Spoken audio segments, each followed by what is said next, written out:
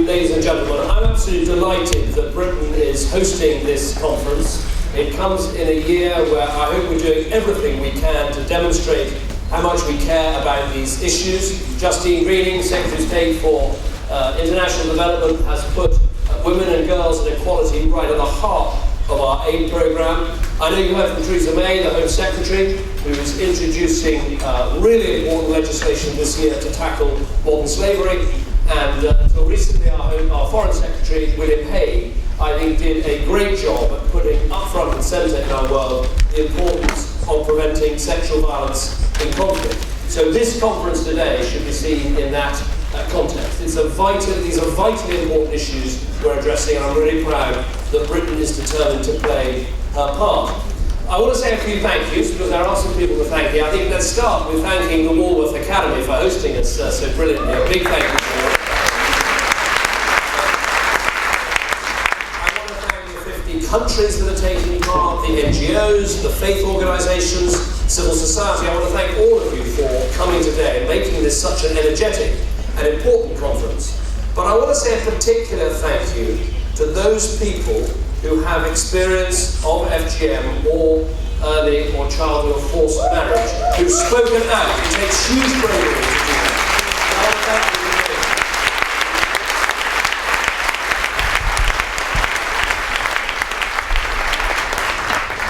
I go to lots of conferences and events and seminars and think tanks and all the rest of it, and sometimes you sit there and you're not quite sure what you're trying to achieve. Here, it is absolutely clear about what we are trying to achieve. It is such a simple but noble and good ambition, and that is to outlaw the practices of female genital mutilation and childhood and early forced marriage, to outlaw them everywhere, for everyone, within this generation. That is the aim. That is the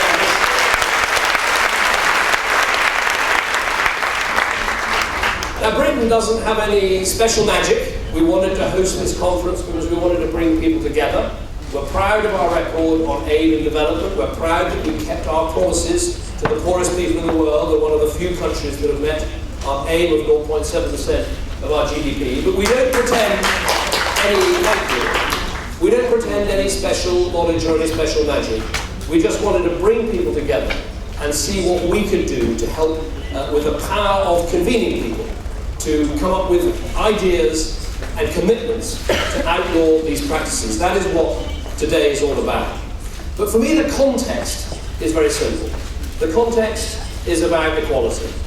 I'm a dad with 3 children, 2 girls and a boy, and I want my girls to grow up with every opportunity that my son has, with no disadvantage, with the chance to make everything that my girls can of their lives. And that is really what this is. It's about equality. And of course, there are so many things when it comes to tackling inequality we need to address, whether it is equal pay or equal rights or fighting discrimination or equal opportunities, including in political life. But what seems to me is so important about these 2 issues is they are absolutely standing rebukes to our world that they still exist. And so when we think of the fight for equality, which should be at the heart of the replacements to the Millennium Development Goals, it's absolutely clear to me that we've got to start with outlawing these practices, which is why today's conference is so important. Now, when we make commitments like this, I think we have to ask ourselves 3 very straightforward questions. Why give these issues such a priority? How are we going to achieve our goals? And crucially, will what we are about to do, will it work? And how are we going to follow up on the promises that we make? Now, the why, I think, is simple. These practices are just simply a violation of girls' rights. They are a total violation of the chance to enjoy your childhood and the chance to lead a fulfilling life. That is why these issues matter so much. And the figures are so shocking. Here in the United Kingdom, 130,000 people affected by FGM, 60,000 girls under the age of 15 potentially at risk. And then when we consider the global figures, 130 million women in our world affected by FGM and 63 million more potentially at risk by 2050.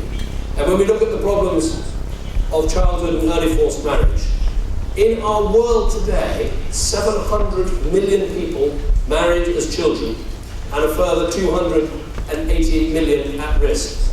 When we think of the great development challenges that we face, of eradicating poverty, of dealing with diseases, malaria, TB, polio, this ranks alongside that in terms of the scale of the challenge that we face and the scale of the ambition that we need in order to defeat it. But above all, in answering the question, why these two issues, I would argue that we are dealing with a preventable evil. This does not have to happen. And with the right combination of effort, political will, and hard work, we can achieve what we have set out to achieve. So how do we do it? Well, I think this charter that countries have signed today, and organisations are signing today, is so simple and clear. Written in plain language, very clear commitments that people and countries are making. And I think what is so good about it is that it understands the fundamental point that simply passing a law or simply spending some money is not enough. Politicians are very good at passing laws, we're also quite good at spending money. But what politicians aren't always good at is following through and making sure that a change in law leads to a change in culture, leads to a change in practice. And that is why I think this charter, with all the commitments it makes for countries and families and people must do, is so good. And here in Britain, we want to be good to our word. It is already illegal to marry as a child. It is already illegal to push someone into a forced marriage. It's already illegal to take part in female genital mutilation. But that's not enough. And so I can tell you today about the pledges that we are making, that we are saying it is now a mandatory duty of doctors and teachers and others to report when these things happen so that we can put a stop to it. And for the first time, we're going to legislate so that parents are liable if they allow their daughters to be cut.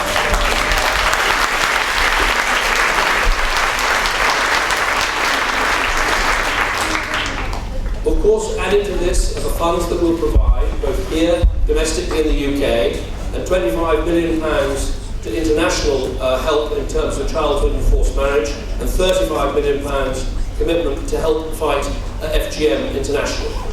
I believe if we adopt this charter, if we use it as a campaigning vehicle to start a campaign now and all over the world, we can achieve the goals that we have. So to that final question, will it work?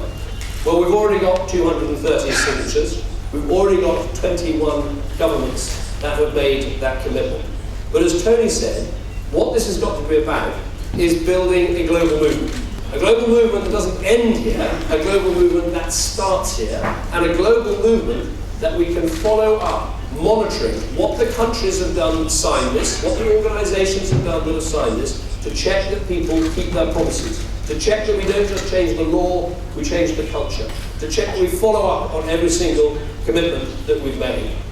I told you about my children, so my daughter, my eldest daughter is 10, not that much younger than some of the children who get pushed into childhood or early marriage. Not that much younger than girls who get cut and have their lives in so many ways taken away from them. And this really is about the world that we want children like my daughter to grow up in. Is it going to be a world where we recognise that these practices are unacceptable, but instead of just saying that, instead of just signing declarations, instead of just passing laws, we actually commit to do everything we can in our own countries and globally to outlaw these practices forever? That is the commitment that Britain makes. That is the commitment that the 21 countries have made. Now let us take this campaign, let us run it globally, and let us outlaw these practices and improve the state of our world. Thank you.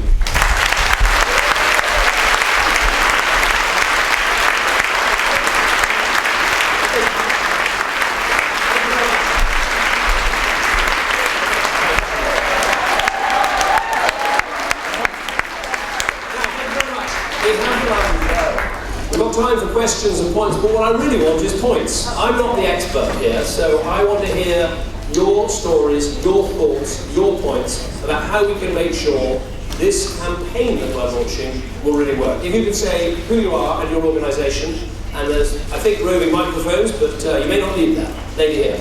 My name is Deborah Owen. I'm from an organisation called Made Equal. And our organisation is about engaging with people in their 20s and 30s around issues of gender inequality. And so my question to you, Mr. Prime Minister, and thank you for being here, is what do you see as the role of young individuals and young professionals who are not under 25 but who are not also over 40 or over 50, who are professionals and who are eager to be involved in campaigns? And how do you hope that they will be part of the change that you want to see? Thank you. Well, thank you. I mean, I think the first thing is spreading the word. I think that what seems to have happened on social media this morning with this conference and what happened over the weekend is already taking the message from this conference and spreading it far wider.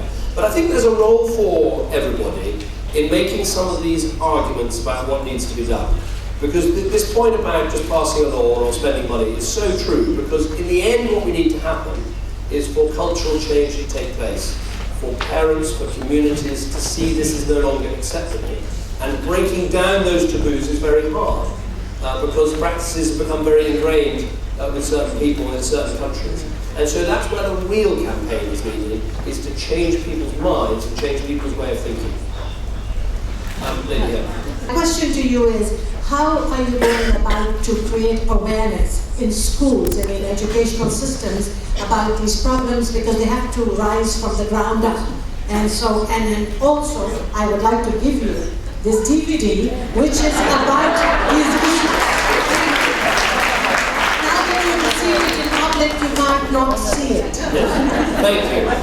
I think it's a really good question. How are we going to make this change in schools? And let's be very frank, this is a problem here in Britain today. We're not here just saying, please can we deal with this problem in other countries of the world. This is a problem here today, as the figures that I gave prove. And I think in the past, I think we've been rather coy about advertising in schools and being clear in schools about what needs to change. I think we've worried sometimes about upsetting people's cultural sensitivities and sensibilities. And so things like, for instance, forced marriage, we've seen in our schools sometimes people disappearing off the school roll when they're 14 or 15 and not coming back after the summer holidays. Now that's changed. We have a forced marriage unit in the Foreign Office which does a brilliant job of getting people back from the subcontinent or elsewhere, getting back to the UK. And we also now properly have advertising campaigns and school information campaigns so that young people can see what their rights are. Because you read far too many stories of girls being taken on holiday to Turkey or to Pakistan or to India and not coming back. And we need to get over that by advertising properly in schools. And I think these changes we're making today about parental liability and about a mandatory duty on professionals to report means that we're saying, effectively, we're all in this together. This is not something we can just leave for a change in the law and hope that families obey it. We've all got to play our part, schools included. Lydia. Thank you. Jasmine de Saguera, I'm a survivor myself of forced marriage. Prime Minister, first of all, I'd like to thank you for your leadership and making forced marriage a criminal offence. What you've done is allowed us to own this as a crime. My question is this, and actually follows on from schools. Carmen Lwanga writes nationally to schools across the UK seeking their engagement on this. Some of the responses we receive are, this is not part of our business. We don't want to offend communities. We've had examples of head teachers in British schools tearing down posters. The problem is, government have issued excellent statutory guidance on tackling this issue. But what it hasn't thought about is the implementation of the guidance and the monitoring. If that were to be implemented across the statutory sector, we would have a huge culture of greater accountability. How are we going to implement and monitor the guidance which the Forced Marriage Unit have issued?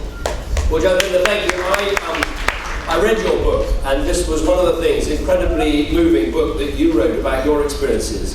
And that was one of the things that convinced me that although there were lots of people arguing, don't make forced marriage a criminal offence because you'll drive the practice underground, I thought, no, it is a crime, and we should say it's a crime and legislate that it's a crime, which is exactly what we've done.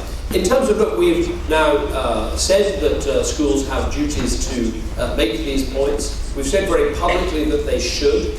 I think that I think we need to change the culture and the practice, because I think up to now, as you said, there have been too many occasions when schools have been nervous of this. I think these new mandatory duties to report, I think the new parental liability, and the fact that forced marriage is a criminal law, is now part of the law, all these things will lead organisations, including schools, to change their behaviour. But where they don't, then we should talk to them very, very, very clearly.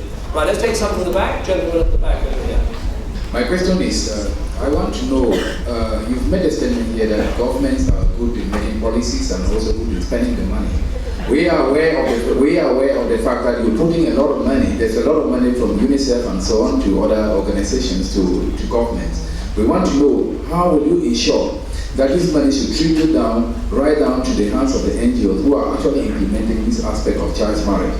Because governments are...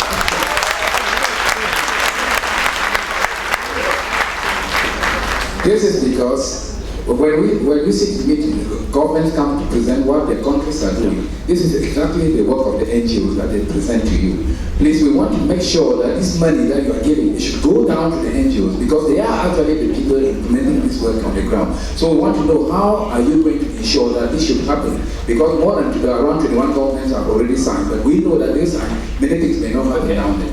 Okay, that's very good point. Look, first of all, we have an approach in DFID, and Justine perhaps will talk more about this later, where we use our funding to get the best results that we can. We don't have any sort of quasi-ideological view that it's best to do it via government-to-government aid, or it's best to do it in this particular way. If NGOs come to us with a good plan for how you can reduce FGM or childhood and early forced marriage, we'll help to fund those NGOs, because we want results. And also, I think you'll find that our aid spending in Britain is probably the most transparent anywhere in the world. We've actually set up an organisation that is independent from government to report on the job that we do. We so are keen to avoid wasted money, so keen to avoid any form of corrupt money, that we actually have transparency and proper reporting. And if organisations can make a good case for us for the work they do, then because we're part of this campaign to eradicate these practices, we will help to fund them. Lady in the back. D'accord, je m'appelle Narmen Toumba, je viens de la République démocratique du Congo. En fait, le travail que moi j'ai fait dans mon pays, c'est pour plaider au nom de tous les enfants, filles comme garçons, afin que nos droits soient connus et respectés. Nous sommes ici à cela peu 3 jours avant ce sommet, nous avons eu à préparer les numéros. Il y a plusieurs nationalités ici, il y a des Égyptiens, des Indiens, il y a plusieurs personnes.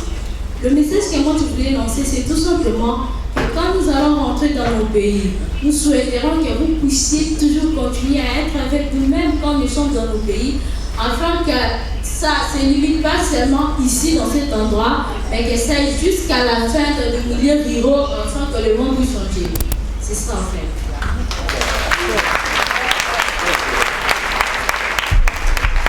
Thank you very much. I think this is absolutely the point about how do we take the energy that's being created at this conference and make sure it continues into the future. I was talking to Tony about this earlier. I think we want to try and keep this declaration, this charter, as a live document.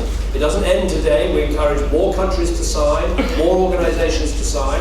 We turn this into a global movement. But crucially, I think what Tony is talking about is perhaps establishing a panel of experts, technical experts, to look to see if countries are fulfilling the promises that they make. Because otherwise we'll get, as so often is the case in our world, great declarations signed, but the action underneath doesn't follow through. So that is the aim with this. Let's take one more at the back. Lady here with the blue hat. Hi, I'm Sue Singapore. I'm an ambassador for the Sharon Project and the world's first burlesque performer from Singapore. And I've had to fight as an Asian woman for my art, so this is a cause that's really important to me. So obviously it's fighting for freedom of choice in its base form. I'd just like to ask, a lot of focus has been on children in schools, but with our charity what we often find is for girls at university, that's their last chance where they're separated from their families, for them really to be rescued from the situations. And I was just wondering, in terms of universities, which often isn't talked about, it's always sort of children, which I appreciate, what would you suggest would be the best way to deal with that? It's a very good point. We've got to make it easier for girls, whether at school or at university, to find someone independent to go to if they're worried that they're about to be subject to a forced marriage or some sort of marriage against their will. I would argue it's probably easier at university because there are organisations at universities, student unions and the like, that are there to help you. Whereas when children are in school, I think in the past they've always been more vulnerable because the schools haven't necessarily understood that these practices are going on and they've turned a blind eye. So you need to change it by making sure the schools are always switched on to this and people feel that not only can they go to their teacher, but actually the teacher has a responsibility to help them. And at universities, make sure that in every case there's somewhere for people to go. But at universities, people do have a great independence, perhaps from family, so they can object if they're about to be forced into something that they don't want to do. I think I'm afraid I'm going to have to leave it there. I really enjoyed coming today. You've got the Deputy Prime Minister coming to close the conference this afternoon. He speaks fluent French, Russian, Dutch and Spanish. And so you can put him to the test. But this government is absolutely united across the coalition in wanting to deliver real change on these issues. So thank you for your energy, thank you for your action, thank you for signing the declaration and delivering your vote. Thank you very much.